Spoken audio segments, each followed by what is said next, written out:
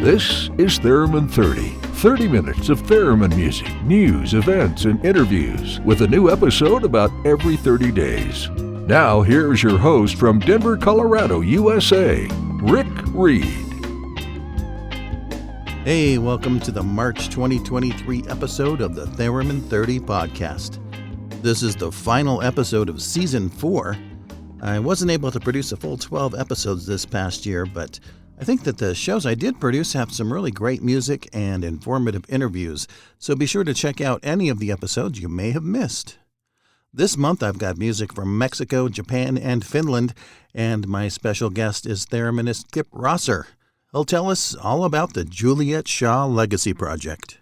Let's dive into the music now. In a few minutes I'll play a classical track from Yoko Onishi's current album. But first, I've got a recent release featuring Ernesto Mendoza from Mexico City.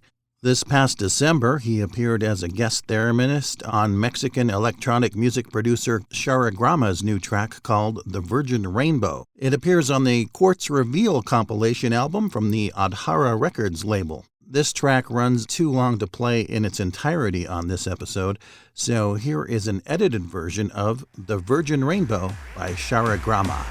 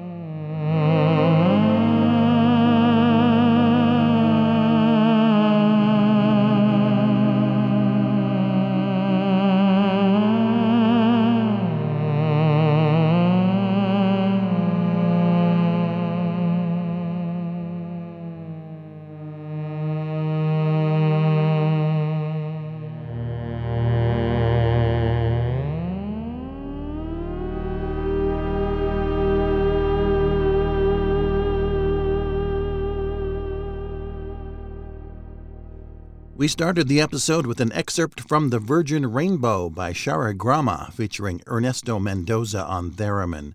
After that, we heard some classical music from Yoko Onishi's current album, All Theremin 2. 3 Intermezzi Opus 117 No. 1 by Johannes Brahms features Yoko performing with her vintage RCA theremin and a Moog Etherwave Pro. Yoko hosts the RCA Theremin Evening live streaming recital on YouTube on the 4th Saturday afternoon of every month from her home in Zushi City, Japan. If you want to tune in, be sure to adjust for your local time zone. Here where I live in Colorado, the live stream starts on late Friday night. I'll be right back with the Theremin 30 calendar and new music from Kepa Lehtinen. And later in the show, I'll visit with Kip Rosser about the Juliet Shaw Legacy Project. So stay tuned.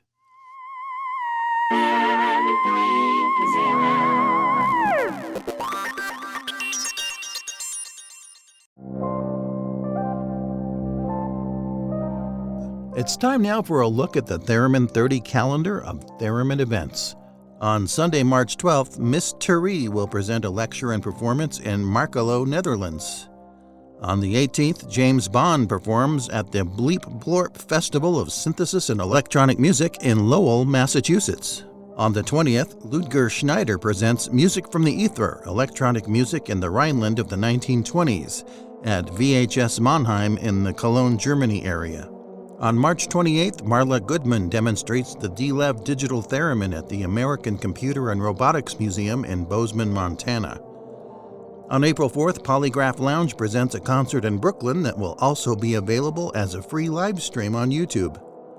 And coming up on April 13th, the punk duo Human Toys plays the Wild Weekend Festival on Mallorca Island in Spain. For details about these events and many more, check out the interactive calendar on theremin30.com. If you have a theremin event you'd like me to list on the calendar, send me a note with all the details. Now let's get back into the music with a new release from Finnish thereminist Kepa Lehtinen from his brand new EP, In the Heart of Winter. This track is called Lake Theme for Saw, Theremin, and Piano.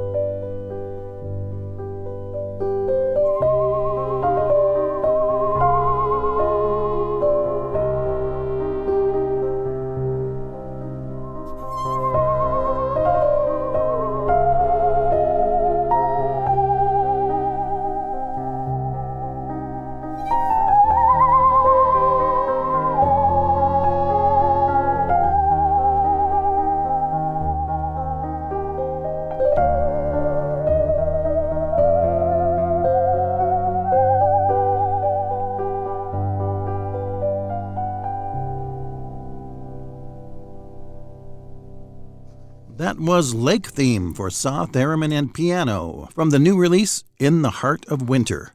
That recording features Kepa Lehtinen on theremin and piano and Pukka Oinonen on musical saw. You can listen to all 7 tracks from In the Heart of Winter on Spotify and most other streaming services. Coming up after this break, I'll visit with Kip Rosser about the Juliet Shaw Legacy Project. So stay right here.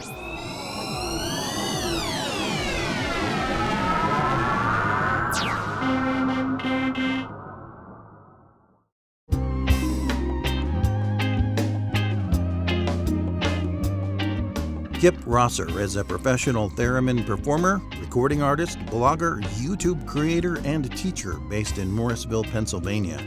I spoke with him a couple of weeks ago to learn about his efforts to archive the work of one of America's earliest thereminists, Juliet Shaw. Kip Rosser, thanks so much for joining us on the Theremin 30 podcast. You're very welcome. Happy to be here. You're working on a project that involves a thereminist I've never heard of, Juliet Shaw. That's right. Tell me about what you've been up to. In 2008, I happened to be rereading a book that I've read at least 3 or 4 times about Theremin himself. In the acknowledgement section, there is a single sentence thanking Sandra Shaw Murphy and Karen Shaw for materials associated with their mother, American pianist and thereminist Juliet Shaw. That's all I ever knew. And I became fascinated. Who is that person? It's mentioned in this book. Who is she? Through searches online, I found the music school that she founded called the Silver Mine School of Music. Her 2 daughters, Sandra and Karen, were still alive. Juliet died in 1994. So I was able to contact her 2 daughters. And in 2008, I went to meet them. The theremin was there, and they said, it doesn't work. We've tried it. It doesn't work. But I've had enough experience with theremins to know that they're extremely temperamental. Plugged it in, and after about 15 minutes, I was able to get it to work. I interviewed them. They were incredibly funny and witty. And I was going to produce just a little 20-minute documentary about Juliet Shaw. That was it. They had a little shoebox and a couple of other little boxes of Xeroxes of newspaper articles and some photographs. And they told me at the time, we know there's a cassette tape or 2 around here, but we don't know where they are. So I took what I had and came home and promptly backed up the footage from the camera, got rid of the footage from the camera itself on its hard drive, backed it up on an external hard drive. A week or 2 later, my computer was stolen. Oh. And my hard drive busted and the data couldn't be recovered. So I lost everything and couldn't do a thing.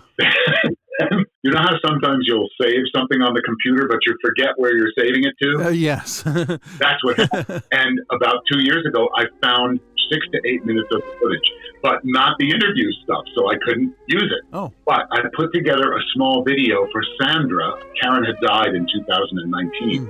I put an unlisted video on YouTube and sent her this thing, and she said it moved her to tears because there is footage of Karen and Sandra together at Juliet's theremin, demonstrating their mother's technique. She said, I'd like to meet with you again. Can you come meet me? And in June of 2022, we met. I got there, and this living room of their house will seat 80 people for a concert. Wow. The living room is extraordinary. It has 3 concert grand pianos. It looks like it comes out of a different time period. Sandra is the executive director of the Silver Mine School of Music, and she still does recitals and concerts all the time. And there's the theremin in precisely the same place that I had left it 14 years before. And she said, it doesn't work. So we in and got it to work again. But this time, all over the chairs are just piles and piles, a foot high, of old, crumbling, oxidized newspaper articles, magazines, tons of photographs spread everywhere, a stack of at least a dozen reel-to-reel tapes, and boxes and boxes of cassette tapes. None of it was in any particular order. And that's when I asked her if she would allow me to start helping her to organize it. At the time, she was 84, and she just turned 85 on February 7th. It's an overwhelming task for her. And I asked her if she would be willing to allow me to help her organize this thing. And that is when she consented to let me take everything, to finally get all of the materials we can find, whether it's ephemera, printed materials, audio materials, video materials, organize it, preserve it, archive it correctly, which it all is now, and then donate it to an institution. We've approached a number of institutions, and there are 2 more we're going to approach. They're at Yale University, the Smithsonian, New York Public Library, Peabody Institute, and there's going to be 1 or 2 more. And MEAP, who has already agreed they want the whole thing. The reason why we're soliciting others, as opposed to just give it to the Electronic Music Education and Preservation Project, is because Karen and Sandra originally wanted to give it to Yale, because Juliet's first public performance on the theremin took place at Yale University. I've worked with vendors in Ohio, in Arizona, in New York City, and other states to do the digitization of things that I couldn't do myself. Mm-hmm. I've, at this point, spent between 800 and 900 hours. Wow. With the exception of certain proprietary types of tapes and audio, which I'm unable to do myself, I digitized everything. All the photographs, every lecture, all the handwritten sheets, recital programs. It's hundreds and hundreds and hundreds of artifacts that I digitized myself, plus 21 audio cassettes, 32 reel-to-reel tapes, 16 vinyl recordings. All of them have now been digitized. And believe it or not, audio cassettes 20 and 21 I just acquired yesterday. Mm-hmm. It's a tremendous legacy, plus Juliet Shaw's theremin. Turns out Juliet Shaw acquired that theremin in the very early 1930s as a result of visiting him in his apartment.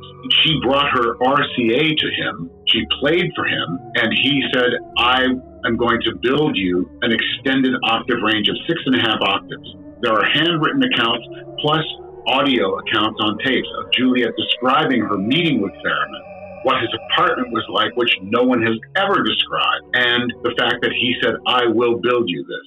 So I think we pretty well established that it was built by theremin, for her specifically. And that's the theremin that he gave her or sold her. I don't know whether she bought it or traded it with her RCA. It's in rough shape, but it still plays. She played that thing forever, up until the late 80s, early 90s, when she could no longer play it with any of the others. Why is it important to you and to the listeners of this show that we preserve all of these artifacts from Juliet Shaw's life and career? The fact is that theremin, Clara Rockmore, Lucy Rosen, Samuel Hoffman, George Goldberg, and some of these other people, they're the absolute first generation of theremin players. Juliet Shaw is among that group. Mm-hmm. Did she tour the world? No. Was she world famous? Not really. But what she did, arguably, was as unique as anything any of them ever did. First of all, she founded a music and arts center called the Sasqua Hills Music and Arts Center. When she left West Hartford, Connecticut, she founded the Silver Mine School of Music. She was a concert pianist from the very late 20s to early 30s, all the way through the rest of her life. She, as far as I know, is the only concert pianist / thereminist in the world that has ever been. Her piano playing is extraordinary, and she devoted her life to being a teacher, a thereminist, and someone whose entire MO was to bring culture and music to the area in which she lived. Her Silver Mine School of Music was never just a school where piano students came. There were concerts, huge social gatherings, and she donated proceeds from her concerts to all sorts of causes, the Red Cross, to high schools that needed band uniforms or needed to go to Florida to compete in a band competition. She gave away tens of thousands of dollars raised at her concert. She created this thing called the 12 Piano Symphony. Where have you ever heard of 12 women in pink chiffon evening gowns, 12 pianos on stage, playing for an hour concert? And she would break up this concert by playing theremin herself. She really played the theremin beautifully. She played in New York City, she played in Hartford, she played all around her area, and I think that is just as important as any of the other thereminists. She championed the instrument. She had nothing but amazing things to say about theremin himself. She used to talk about it and lecture about it during her concerts. She's one of the first generation, just as valid and I think just as important as any of the others. And the whole thing is just this huge body of work. To me, it's just worth preserving. It's fascinating to be able to be a part of this thing. That's why I'm doing it. How can people get involved? Now we're in the fundraising phase to try to raise enough money to make sure the theremin is preserved and restored just a little bit, and also to pay for things like the cost of the vendors that have converted all these tape materials and video materials. I have been personally doing out of pocket. I've spent all of my own money to get these things done because I don't want to hold the project up. So the funding will pay for all of those costs. Hopefully that means reimbursement, but I'm not making a dime on this. To me, being the person who Sandra entrusted with this to put it together has been compensation enough, because you just wouldn't believe what I've heard. The things that I've been able to watch that no one has ever seen for 70 years. And we keep discovering more. If somebody donates, I understand you have a premium or a gift for them. Anybody who donates $20 or more will receive free the first volume of Juliet Shaw's music ever to be released. There are recordings that are just absolutely astounding to listen to. And I'm including in this collection mostly theremin music, but I want people to hear what kind of concert pianist she was. I want people to be able to hear how her love of experimental contemporary music influenced what she did. So how do people find out about this opportunity to support your efforts and to get this recording? All anyone has to do is go to jshawlegacy.com. All the information is there. All you have to do is click to make a donation. It goes right to PayPal. I make absolutely nothing other than reimbursement for what I've already put out. And anything that's left over, if we reach the goal amount, goes immediately to Sandra Shaw and the Silvermine Music School. Simple as that. Let's listen now to a recording from the archive. Here is Juliet Shaw playing the 1891 Claude Debussy composition, Beau Soir, or Beautiful Evening.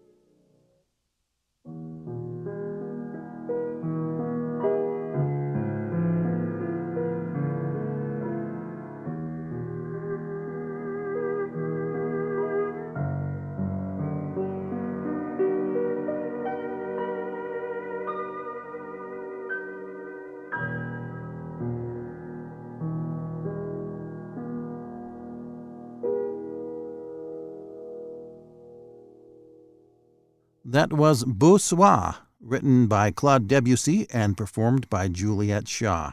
You can learn how to support the Juliet Shaw Legacy Project and get a download of the upcoming compilation album by following the links and banners in this month's show notes at theremin30.com. With the moments remaining, I want to thank Shara Grama, Yoko Onishi, Kepa Lehtinen, and the estate of Juliet Shaw for allowing me to share their music with you.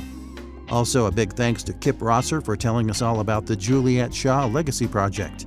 I'll have Kip back on a future episode to talk about some of his own theremin adventures. And a special thanks goes to the listeners who support the show with small one-time and monthly donations or by shopping with the affiliate program advertisers that appear on the Theremin 30 website. I'll be back with Season 5 of the Theremin 30 podcast in April. Thanks so much to many of you who have been listening since I got started back in 2019. I'd be grateful if you tell your friends about the show and spread the word on social media. Until next time, I'm your host, Rick Reed. I'll see you somewhere in the ether. You've been listening to the Theremin 30 podcast. Visit Theremin 30 on the web at theremin30.com.